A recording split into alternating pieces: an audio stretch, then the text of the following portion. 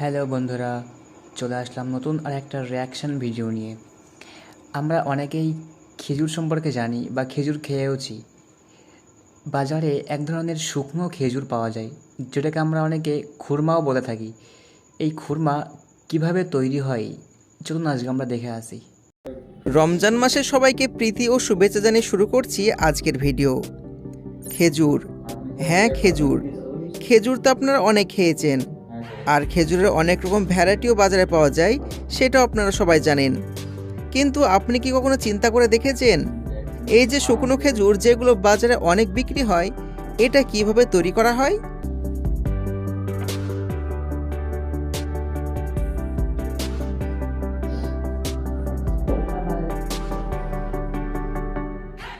বাজারে আমরা অনেক রকম খেজুর দেখতে পাই, কিন্তু কখনো কি চিন্তা করে দেখেছেন, আমরা যে শুকনো খেজুর খাই, যেটাকে আমরা খুরমা বলে জানি, ওটা কিভাবে তৈরি করা হয়?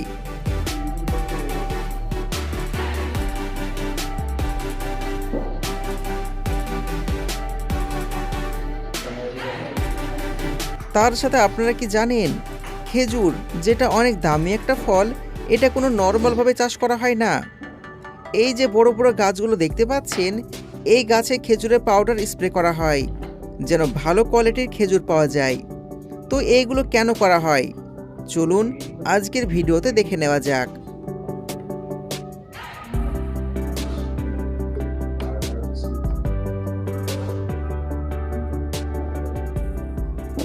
তো সব প্রথমে আমরা আপনাদের নিয়ে চলে এসেছি খুরমা তৈরি করার ফ্যাক্টরিতে।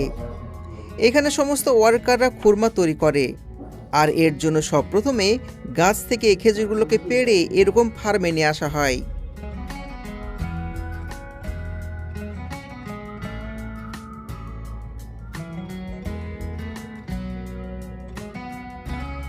এখানে এগুলোকে ডাল থেকে আলাদা করা হয়, আর এর জন্য কয়েকজন ওয়ার্কার আলাদা রকম টেকনিক ইউজ করে।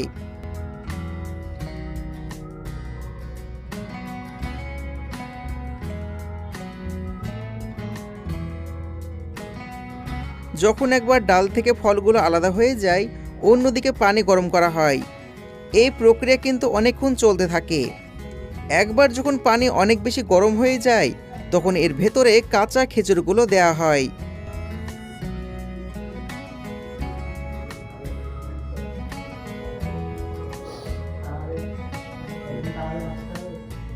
খেজুরগুলোর সাথে কয়েকটা চুনাপাথরও দেয়া হয়। চুনাপাথর এর জন্য দেয়া হয় যেন খেজুরের কালার কালো না হয়ে যায়। খেজুরের তুলনায় এগুলো খুবই অল্প পরিমাণে দেয়া হয়।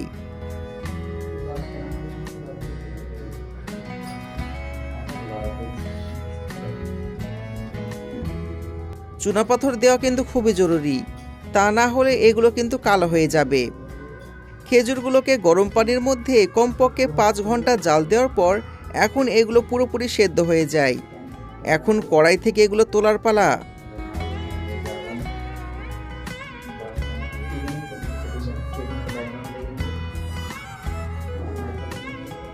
বিরাট বড় খোলা ময়দান থাকে, যেখানে এই খেজুরগুলোকে শুকানো হবে।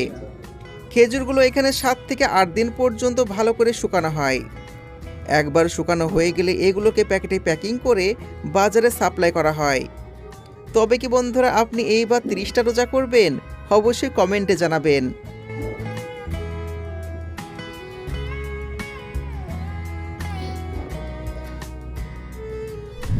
এই যে মোচাগুলো দেখছেন, হ্যাঁ হ্যাঁ, এই মোচাগুলোর কথা বলছি। এগুলো সব প্রথমে কেটে ফেলা হয়। তো এগুলো কেন কাটা হয় একটু পরে বুঝতে পারবেন। তো মোচাগুলোতে অনেক পরাগ থাকে, সেই পরাগগুলোকে আলাদা করা হয়।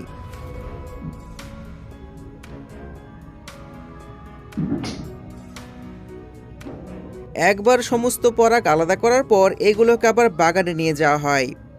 এইবার সমস্ত গাছের উপরে স্প্রে করা হয়।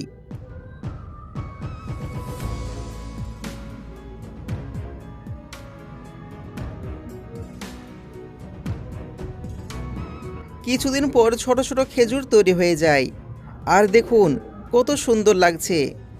এইগুলো কিছুদিন পর বড় বড় খেজুরে পরিণত হবে।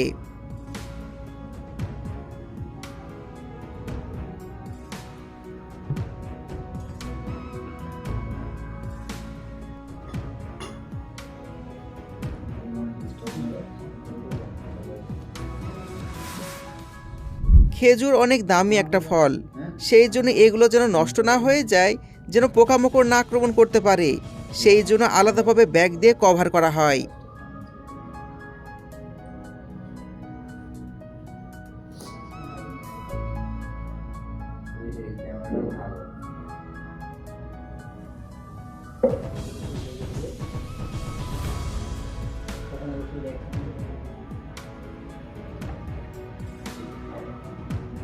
পাঁচ থেকে 6 মাস পর খেজুরগুলোর বয়স হয়ে যায়।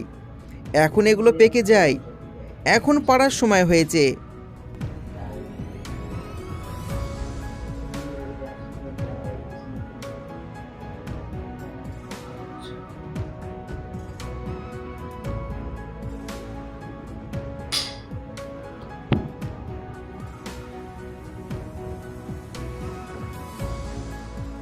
খেজুরের গাছ হিসাবে গাছ থেকে বিভিন্নভাবে ফল পাড়া হয়।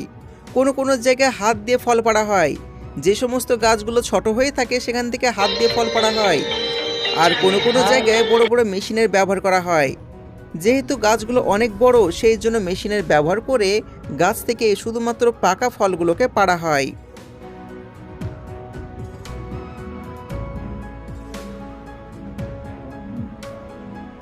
সমস্ত ফল যখন পাড়া হয়ে যায় তখন এগুলোকে ফ্যাক্টরিতে নিয়ে আসা হয়।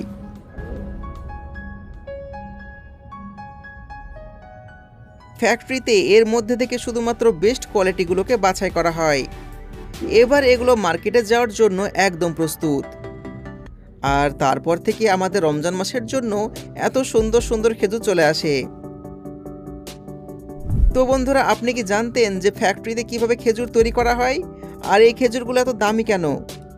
তো তো বন্ধুরা, ভিডিওটি দেখে আপনাদের কেমন লাগলো কমেন্টে অবশ্যই জানাবেন, এবং আমাদের চ্যানেলে নতুন হয়ে থাকলে আমাদের চ্যানেলটিকে একটি লাইক এবং সাবস্ক্রাইব করে দিয়ে আমাদের পাশে থাকবেন। তো বন্ধুরা, দেখা হচ্ছে পরবর্তী কোনো নতুন ভিডিওতে।